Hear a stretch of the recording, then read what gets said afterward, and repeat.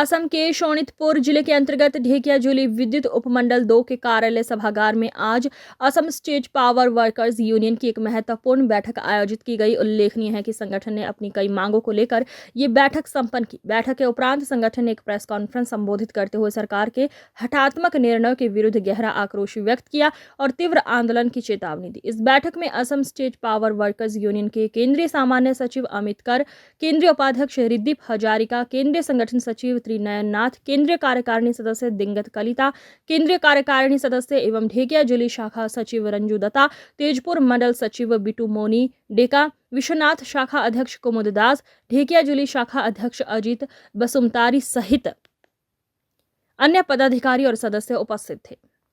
আমার যেটো 25 এমেন্ডমেন্ট বিল আহি আছে এই এমেন্ডমেন্ট বিলটোত দেখা গৈছে যে যিখিনি আমাৰ ৰাইজে ক্ষতিগ্ৰস্ত হ'ব, কাৰণ কি ইতিমধ্যে যিখিনি ৰাইজে যেটো বিদ্যুৎ পাৰ্চেজ কৰি আছে তাৰ 4 গুণ বৃদ্ধি হৈ যাব। আজি যদি 5 টকা দি পাৰ্চেজ কৰিছে তেতিয়াহ'লে 20 টকা এটা হৈ যাব।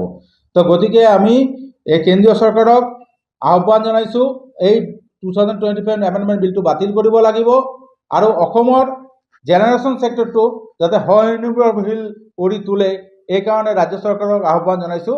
যদি অনাগত দিনত নকৰে তেতিয়াহ'লে কিন্তু আমি ৰাজপথলৈ ওলাই আহিবলৈ বাধ্য হ'ম আৰু গণতান্ত্ৰিক পদ্ধতিতে আমি গোটেই ভাৰতবৰ্ষ গোটেই অসমত আমি আন্দোলন কৰি তুলিম।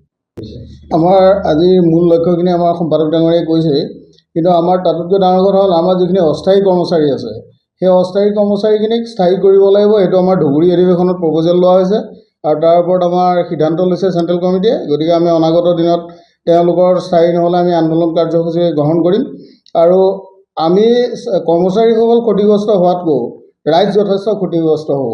যদি 25 যিখন এমেণ্ডমেণ্ট বিল আহিব সেই এমেণ্ডমেণ্ট বিলত ৰাইজ যথেষ্ট ক্ষতি হ'ব।